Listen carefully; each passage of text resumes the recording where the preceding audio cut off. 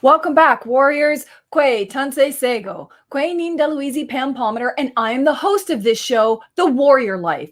This podcast is a show about living the warrior life, a lifestyle that focuses on decolonizing our minds, bodies, and spirits, while at the same time revitalizing our cultures, traditions, laws, and governing practices.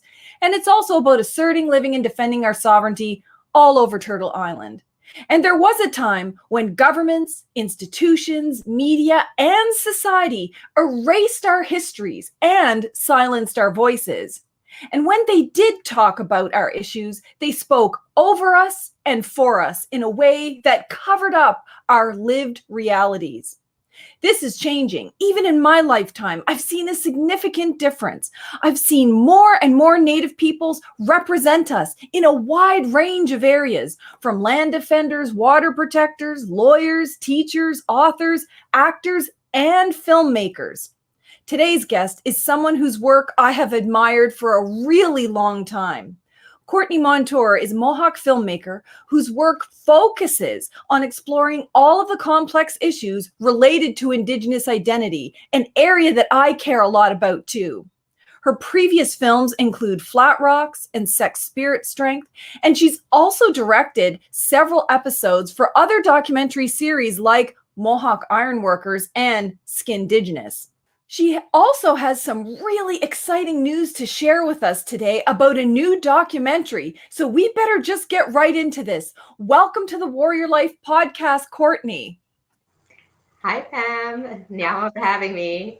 Oh, I'm so excited. I'm literally so excited that you're doing this. But before we get right into it, and before we share that really exciting news, maybe you could just introduce yourself the way that you like to.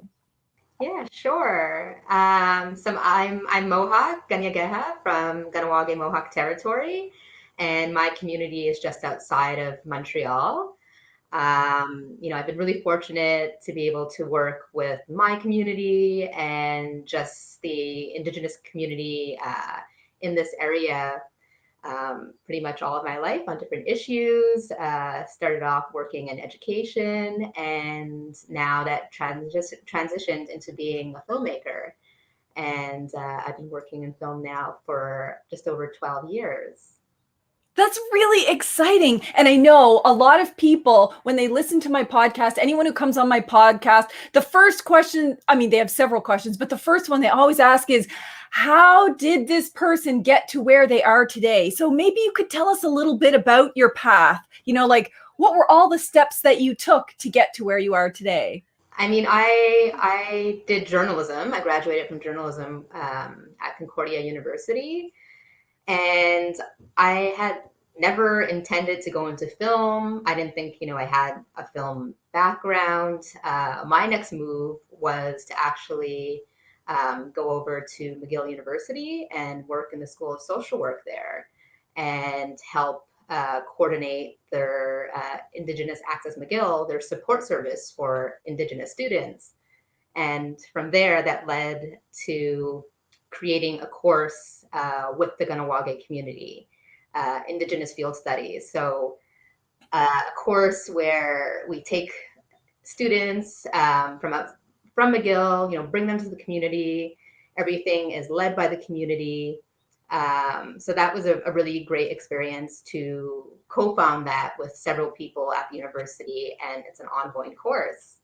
And at the same time, I started in film. I started working with a Cree production company called Mushkeg Media in Montreal. And at that time, again, like I said, 12, 13 years ago, they had some, training positions and just wanted to bring Indigenous people in and give them access to these opportunities to work in documentary. So that's how I got started. I think that was so important that opportunity was there, that there was the support, from a First Nations production company to take on people who didn't have experience in film and say, try your hand at editing, try your hand at sound, do some production coordination. And then now, if you want to direct, hey, come on board and direct. And so I directed with them a few series, including Mohawk Ironworkers, which you mentioned. And that to me is really special, again, because we filmed a lot with my community, Kahnawà, and bringing that history to the screen.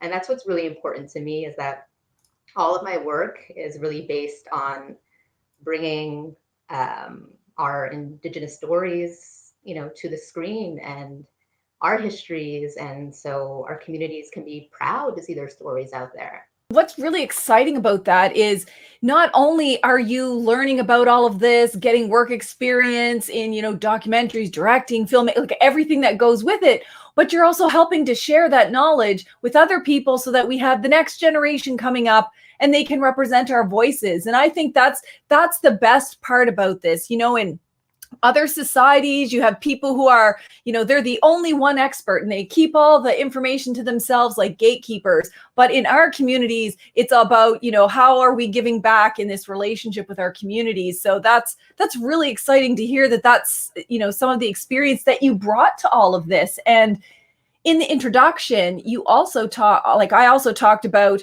two of the other documentaries that you worked on. And I'm wondering if you can talk about Flat Rocks and Sex, Spirit, Strength. Like, what were they about? And why did you choose to work on those particular documentaries? Sex, Spirit, Strength is a 1 hour documentary, and it follows the journey of two young men, parallel stories, as they're making their way through issues of sexual health and gender identity. And for me, that was really important, because I feel like there's a lot of shame and stigma, maybe some, lack of knowledge and access to these services in our communities. So I think it was really inspiring to hear from these young men as they navigate those issues in their lives. And Flat Rocks was a short documentary, a 10-minute film that talked about the St. Lawrence Seaway that was built in the 1950s and that came through my community, the Kahnawà Mohawk community. And now we have this, huge canal, ships come through all the time. It took away, acres and acres of our land. People were displaced. They weren't compensated fairly, like non-Indigenous people were. And it was a really traumatic experience that changed the shape, nature of our community and our access to water, which was so important to us. So in this short film, we really get to see that story through a 79-year-old farmer at the time, Louis Daibo, in the 1950s, and how he really went against the Canadian government and was one of the last people to hold out on his land as they were bulldozing around him. So, Courtney, it's clear from the documentaries that you've been working on and the projects that you're working on and the people that you work with, that you choose topics that are relatively undercovered in film and media generally, but really touch on really important issues to people. What gave you that direction? I think you even said it yourself. It's important to my community. It's important to the other Indigenous people I know. It's important to me. And that's why I want to get these stories out there. Or this is why it's the focus of my stories. It's, mainstream media looks over these things. And I'm always thinking, if this story gets out there, one, our history is then known. The history is coming out. And a lot of times these issues also have to do with the Canadian government. And once they're known and once they're out there, they have to respond to these things once we put it out there.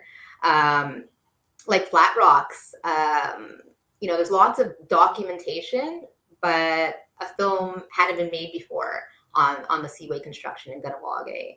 And even though it's short, again, it was done in a way, I think, to also honor the community and the experiences.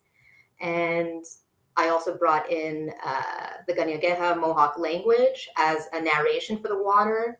That was the voice of the water. Because I think that's really important. It has to come from our perspective to really explain to people how this has impacted us and how it continues to impact us. And for me, that's why it's so related to education and why I was involved in creating this course at McGill. And because people come into the course and they're learning something new. Many times they're shocked and surprised that they don't know these things, or that some of them weren't aware that, you know, these ships are coming right behind your house in Kahnawà, or that this destruction happened in this way without the community's okay on it. So that's why it's important to bring these issues out. I think you hit the nail on the head in terms of education. We know that, all levels of government have not done a good job of properly educating Canadians on who we are, our current roles, things that have happened in the past, and the ongoing land dispossession issues that we face. And, you're able to take in a short period of time and make moving and impactful educational documentaries to really help not just talk about the issue, but the way you framed it, like in your voice, in your language, the impacts on your people. And I think those stories often get left out, which, really leads me into my next question. And it's something that I care very much about too. Like, how important do you think it is for this increasing number of Native peoples to be represented in the media in all dimensions, like whether they're producers, writers, the directors, the actors, the filmmakers themselves? How important is that? It's so important because for so long, other people have been telling our stories and coming into our communities. We need that chance to be able to share it from our perspectives. And it's even, it's as important to have Indigenous producers and funders, because if it's only non-Indigenous people in those positions, they might have a different perspective of how things should be done and how we film. A lot of times, I know for a lot of Indigenous filmmakers, including myself, it's time, it's building relationships. When I work with people, they become my extended family. And I really think about, what they've shared with me and the impact that this film is going to have on their lives. It's there forever. So those are things that I think about, that many people think about, that, trying to navigate what's the protocols of the community that I'm going to be visiting. How can I spend this day and this time with them? And sometimes when you think about non-Indigenous, funding and producing, that's not profitable. And we need to change that mindset, because this is the way that things need to be done, with time and care, so that everyone feels good with what they've shared and the story that's going to live forever.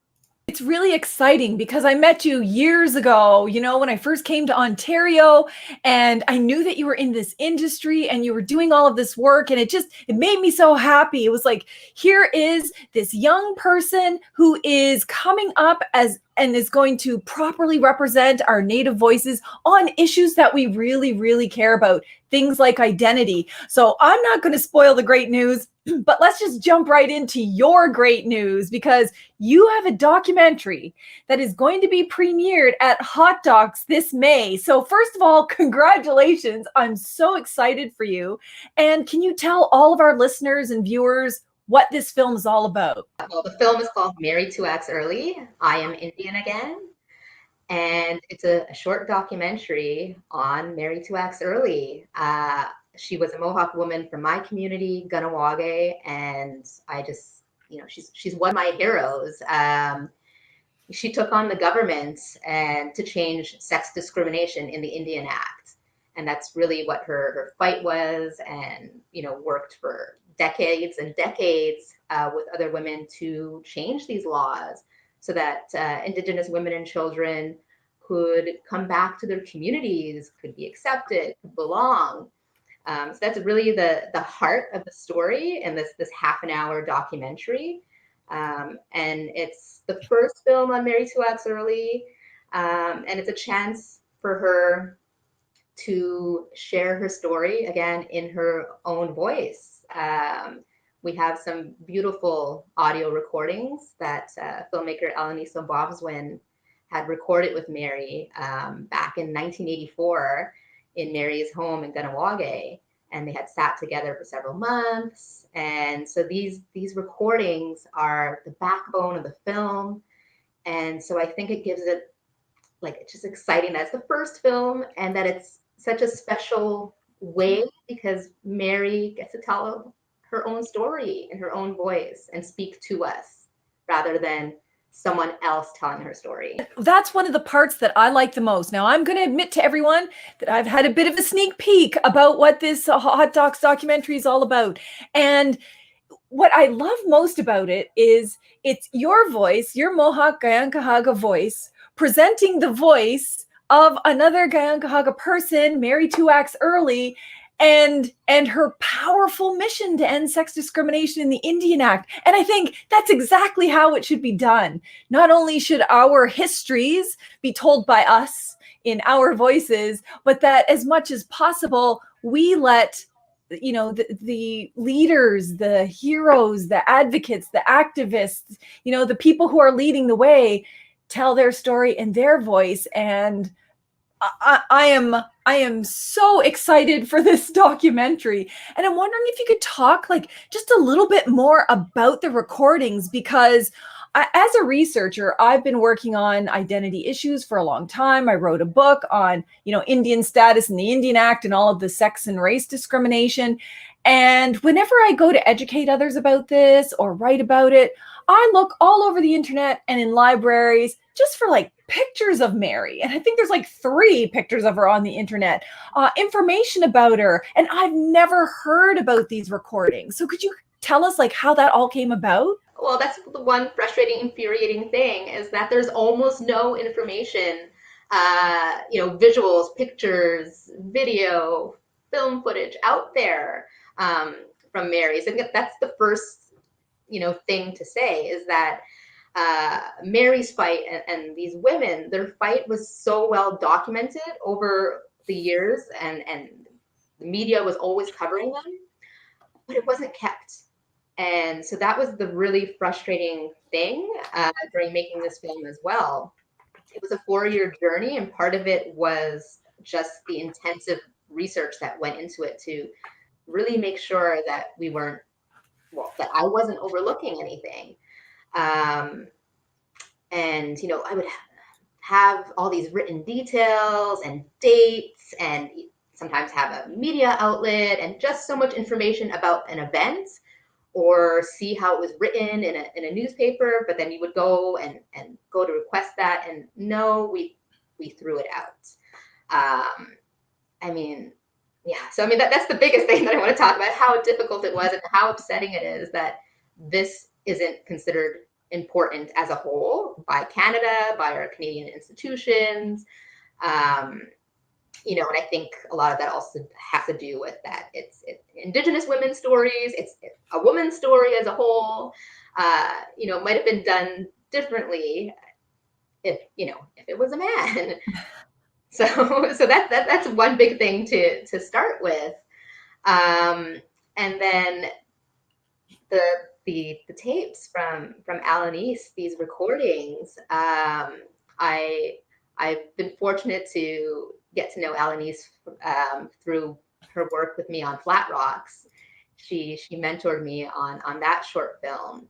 And it was one day in her office in 2017, and we were just sitting together, and she mentioned that she had sat with Mary and spent some time with her and recorded her, but that she didn't do anything with these recordings herself because at the time, one of Mary's friends was planning to make a film. So Alanis stepped back and saved these recordings, put them away, and took care of them.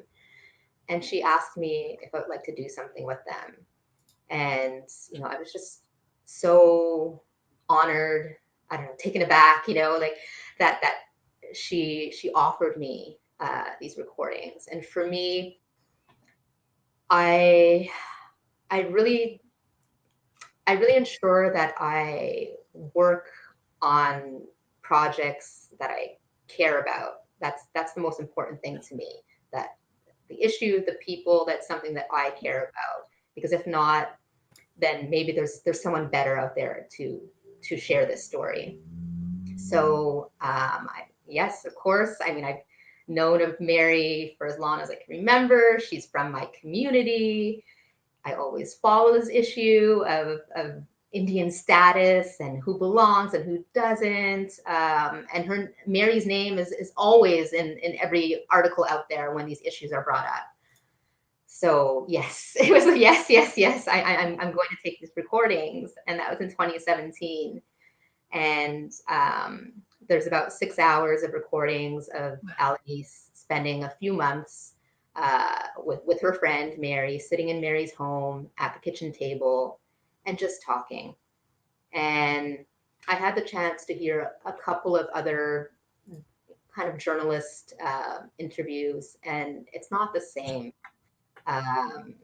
Alanis's recording, spending time with Mary, it's two friends together. It's very intimate. It's very personal.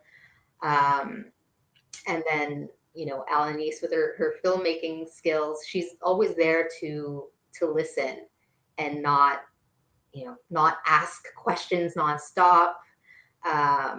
So it just feels so warm, and yeah, it gets me emotional. I mean, when I got to the end of those 6 hours of tapes, which I've listened to a million times, but the first time, I think it was just, gut wrenching, and I was actually quite sad that I was at the end of the tape.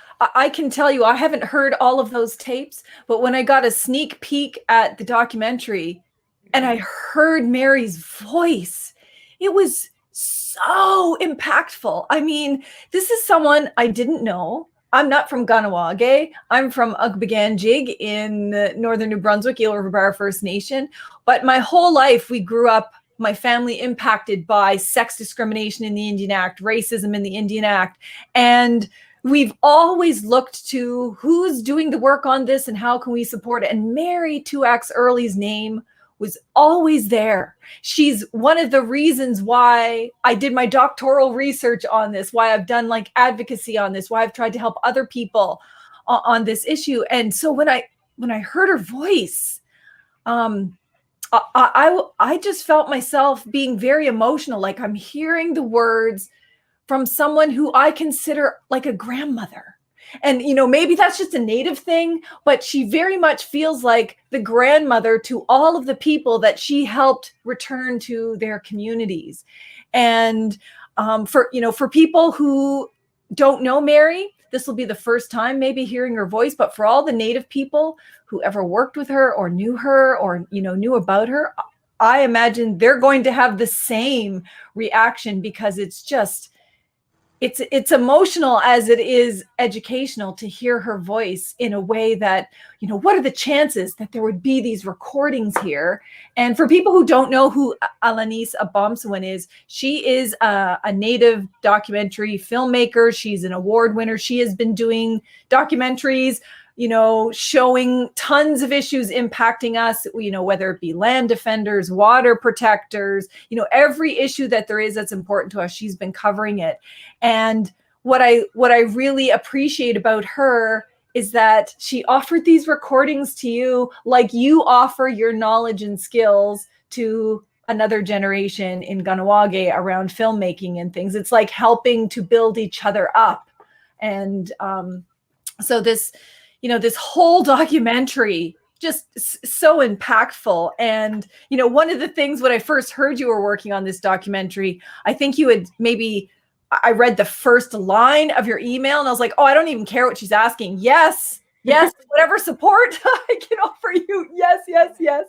But for people who don't really appreciate the significance, can you tell us a little bit about, the background leading up to this documentary? Because we know why you did it. I mean, she's from your community and she worked on this important issue, and we know so many people impacted by sex discrimination in the Indian Act. But there's also a story you tell about how you reached out in a wider way to see if anybody had any information on Mary. I mean, again, the film is what it is because we also took the time, the 4 years to do it. um, because of these recordings and knowing that Mary's voice was going to be telling her own story. And then part of that was supporting and surrounding Mary by those that once supported her, who admire her. So that was a big part of it. There's a network that's really here to support Mary and the release of this film. And at one point when, what we call development stage, where I was doing research and we weren't sure yet if we would have the funding to actually make the film, and it's being done through the National Film Board of Canada. So they had an idea. Let's put out a blog post. Let's put something out online, like a call out to let people know you're making the film. And does anybody have any leads for archives, photos, whatnot? And the response was amazing. So many people, again, across the country, Indigenous, non-Indigenous, were writing to me to share stories of meeting Mary. They, sometimes it wasn't about I have, a lead. It was, she has impacted me. I remember the one time I met her, and this is what it was like.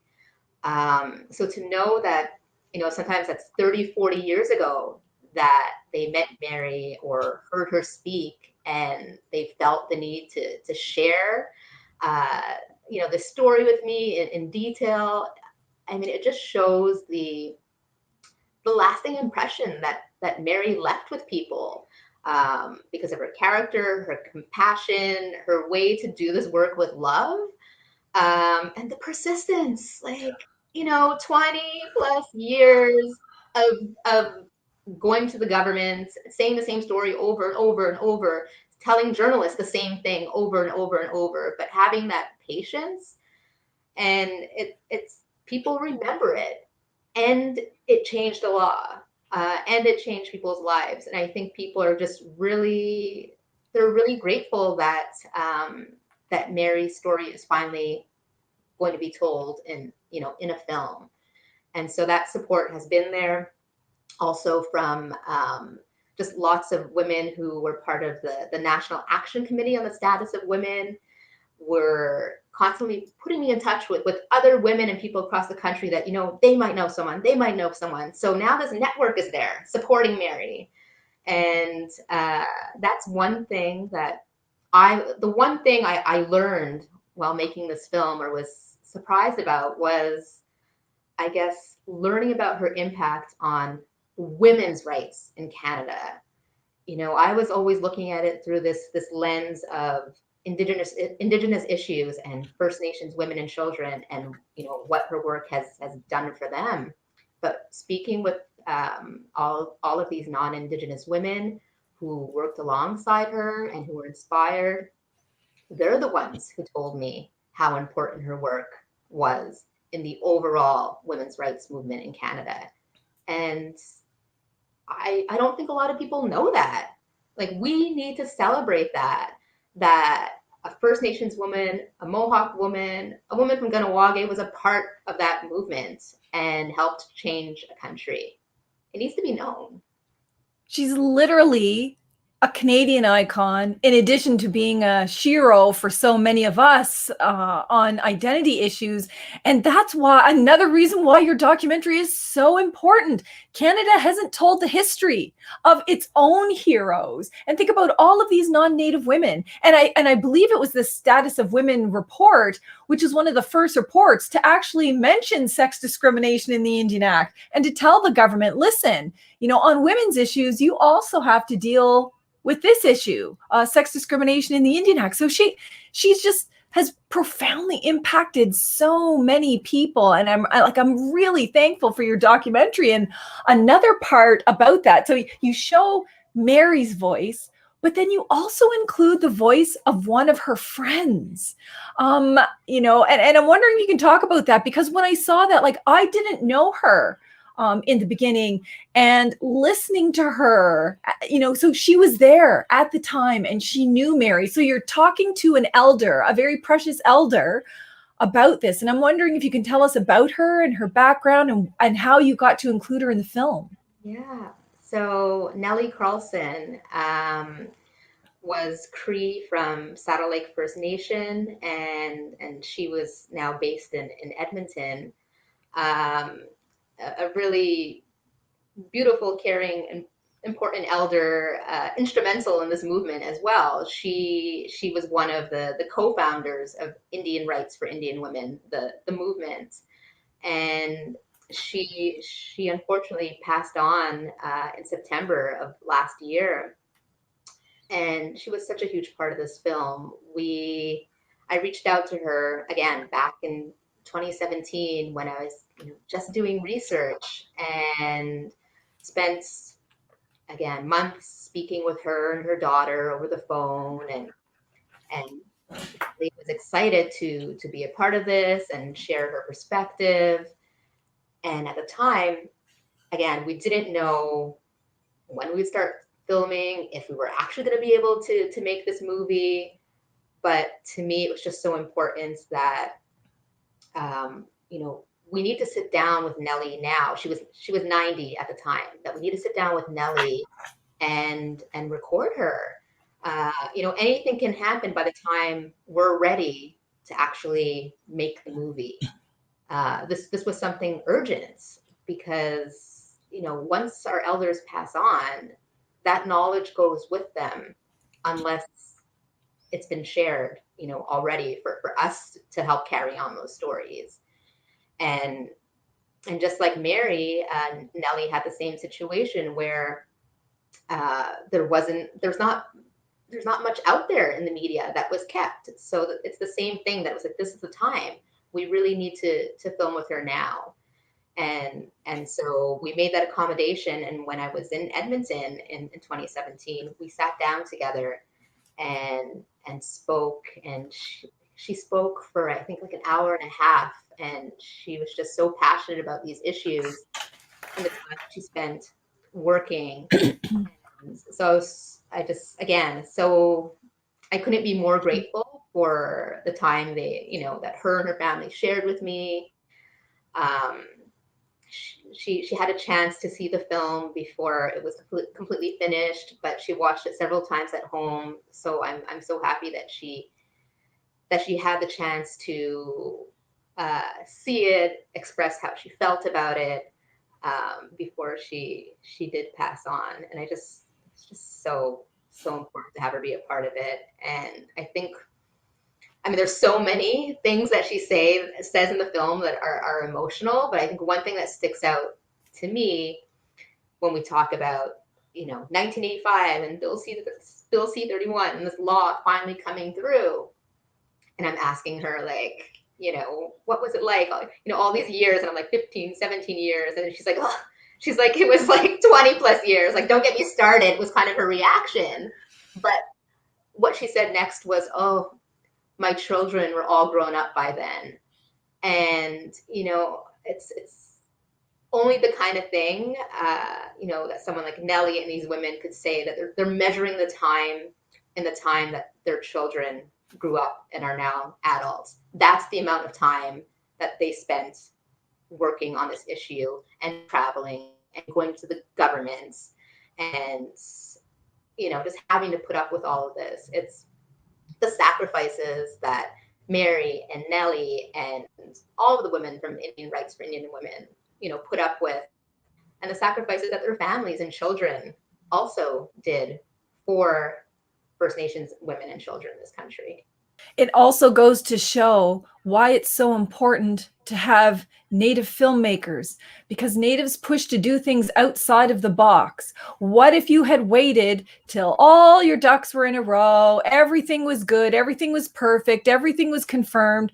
Then we might never have heard Nellie's precious words, her voice, in her own voice. And I think that's another gift in this documentary that is so important, that you made sure that we had this amazing elder, leader, warrior's voice in this documentary, because you've now documented another hero.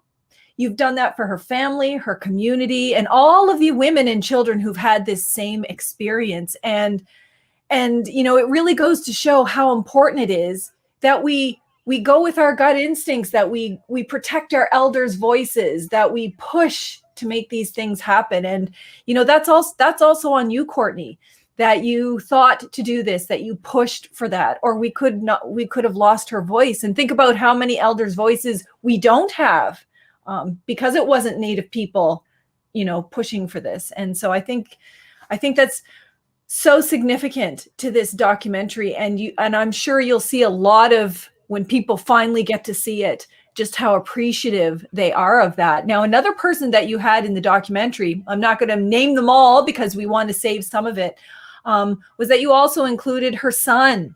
Mm-hmm.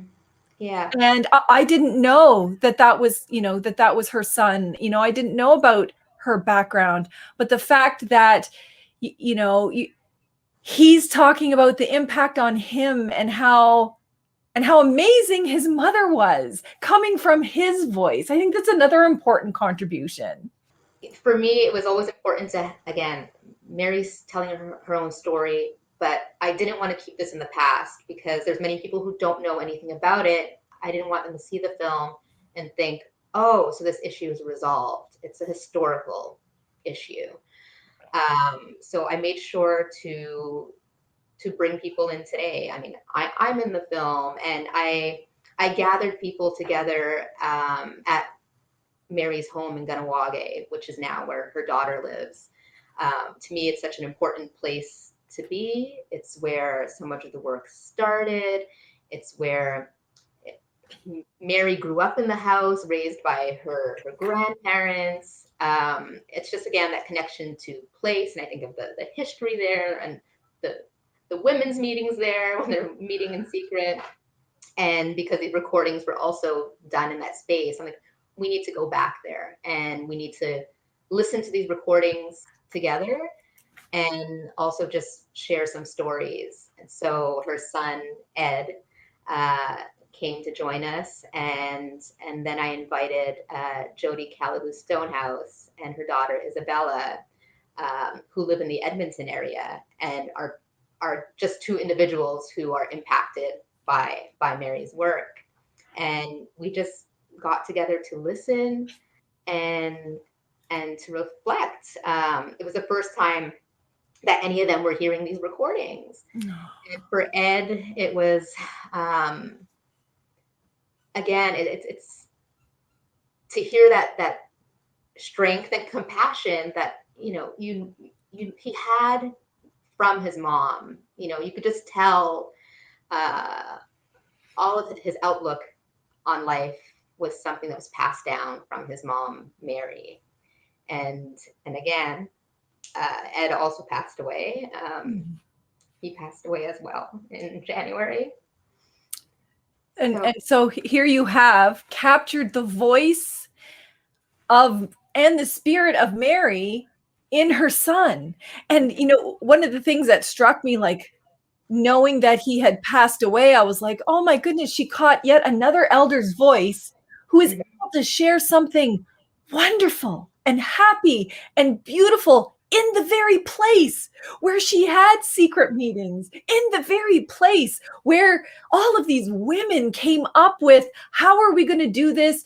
They were a support network for one another because they faced pushback, from all elements of society. And here you have her son, say, you could hear the pride in his voice that his mom was such a warrior, and she left that legacy to him. And now, his words will leave a legacy to other people in Kahnawà. And I find that, again, that's another really emotional and impactful part of the film. And thanks to you for making sure that we all get to benefit from that. Yeah, like I said, it was just the whole experience of making the film was very special and very relationship based. And I'm just, again, like, so honored that I was able to spend that time with Ed and with Nellie and to hear their stories, and that and that again, we have this history. It was just the timing. We have this history that we can share through this film. We are talking about a fight that Mary, was instrumental in, getting rid of sex discrimination in the Indian Act and racism in the Indian Act that served to keep First Nation women and children away from their communities, away from their culture, away from their people, away from who they are as people. But a lot of people misunderstand that this is all history, that this is all in the past. And I think one of the most important things about this documentary is, yes, this documentary shows, Mary's work, but it's a battle that's ongoing today. Again, I mean, some people might know and might not know, the basis of this sex discrimination in the Indian Act really separated First Nations women and children from their communities if they married someone who was non-status. So they had to leave their community. That meant they couldn't live there anymore. They're not allowed to be involved in voting, decision making in their community. And it's that separation trickled down the generations, because the first law that Mary worked so hard for didn't, fix or address all the sex discrimination. So there's been 2 subsequent laws, and the most recent one, Bill S3, now the Canadian government's like, yes, we've taken care of all sex discrimination, but it takes time, and there's so much trauma, and people these women and children are still living this. They need to apply to the Canadian government, and see if they'll be accepted. And that's, the big issue here, is that the Canadian government is still determining, who is First Nations and who isn't. And that's the big problem here. And the women and children, well, the women haven't been compensated at all for any of this as well. And on top of some of the barriers I've already, mentioned, it's just, there's also that barrier to access to culture, to language, again, to your community, because sometimes some of these things are tied to having status in order to access them.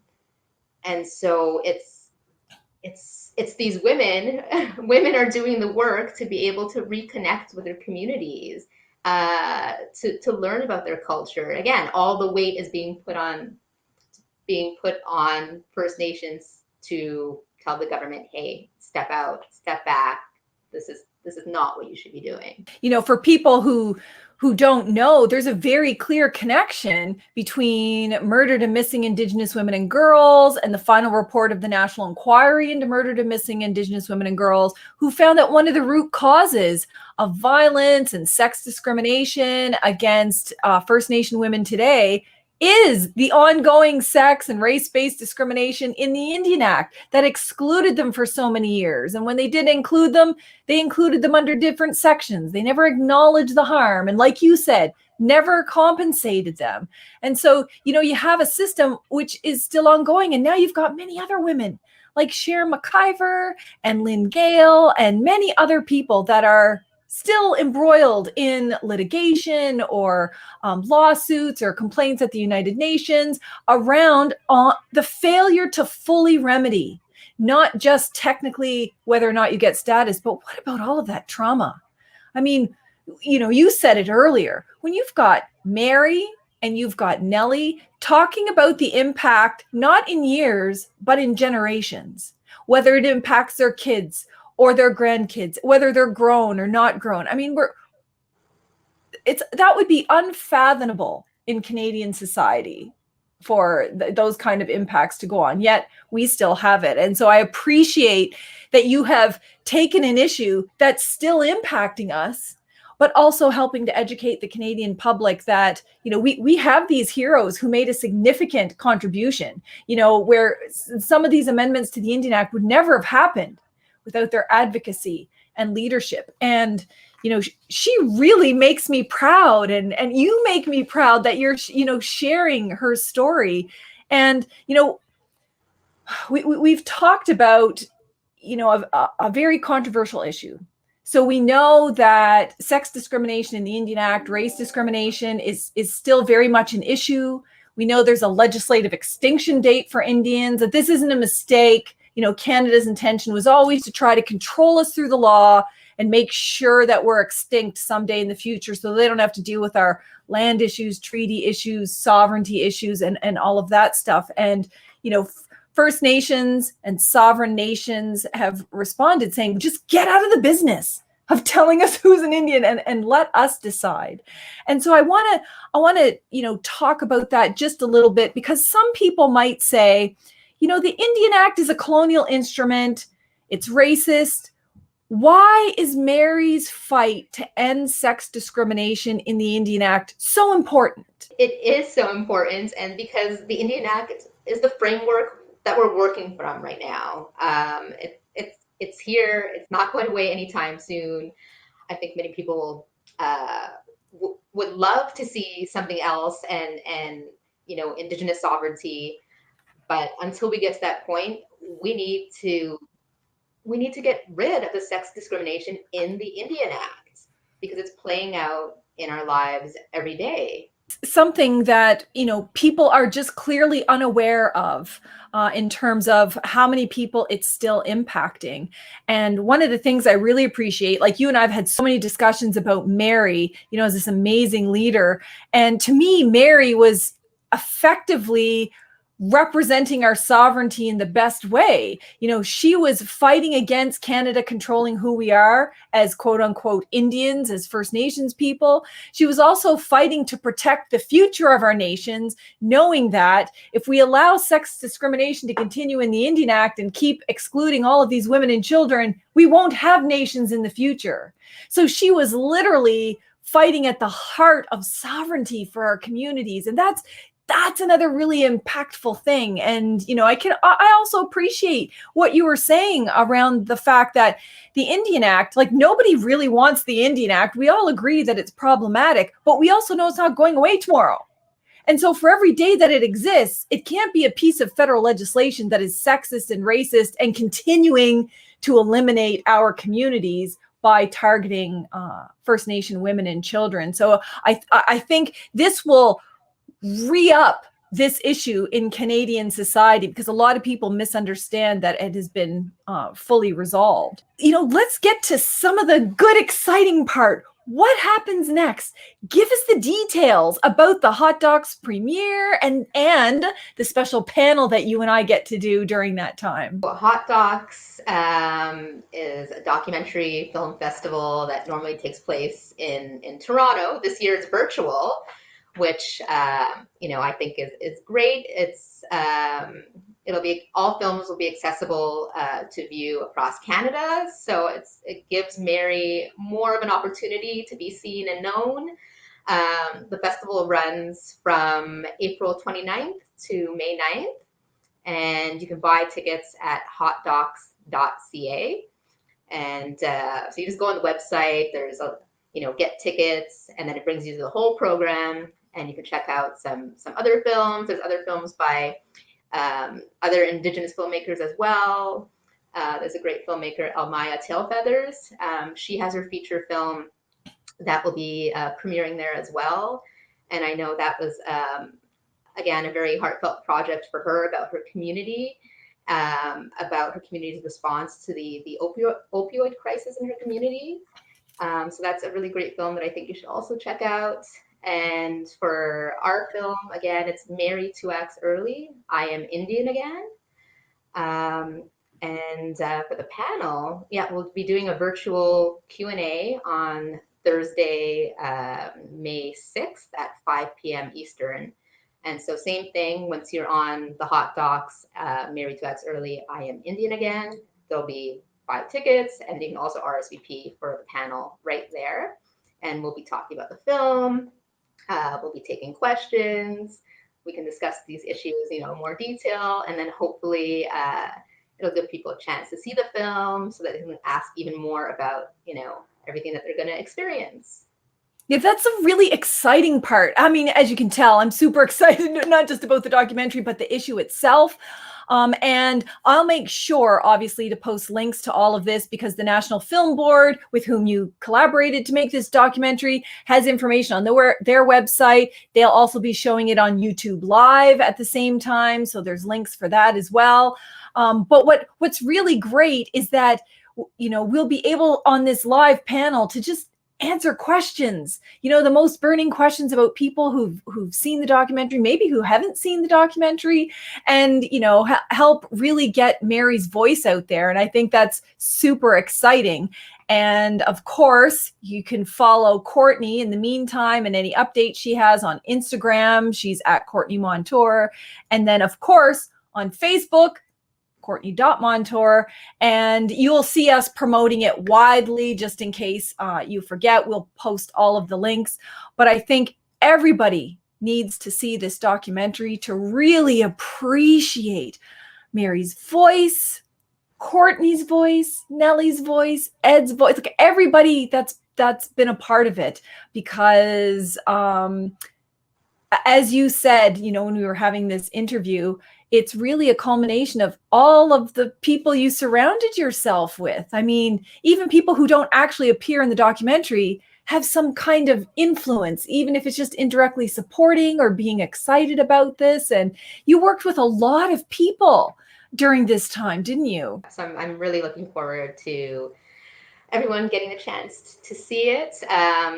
All of the participants in the film have had the chance, and that was always something that's important to me, that that they always have a chance to see it, that they feel their voice is respected, and that they're okay with it going out into the world. So that was of the most importance. And the other thing I'm working on now is my Kahnawà community screening. And so COVID kind of threw us a little curveball there, obviously. So right now we're it's not safe to have in-person screening. So we will as soon as possible. And I'm looking at other options to have, a free screening for Kahnawà, for my community. Well, that's great. I mean, because that's literally the heart. That's the place where all of her spirit and advocacy and activism came from. It's where you're from. I mean, this is basically your family. So, Courtney, can I just say that I am truly honored to have been a part of this journey with you. This is a really important story that's being told, and you're a real leader and visionary in terms of making sure that our voices are represented properly. And I'm extremely grateful that you joined me on this podcast so that everyone will get to hear all the background about what went into this documentary and hear your voice, straight from you, about how meaningful it was, all of the people that you worked with, and, the important issues that are still here. So thank you, Walalan and Niawan, for being a part of this. Kahnawà, to you too as well for being a part of it. Thank you to all of our Warrior Life podcast listeners and now YouTube viewers of these podcasts for continuing to support this podcast, for always watching and listening to these podcasts, helping to uplift the voices of all of the Native warriors that come on here. Again, thank you for tuning into this podcast. Till next time, keep living a warrior life. Walaliag.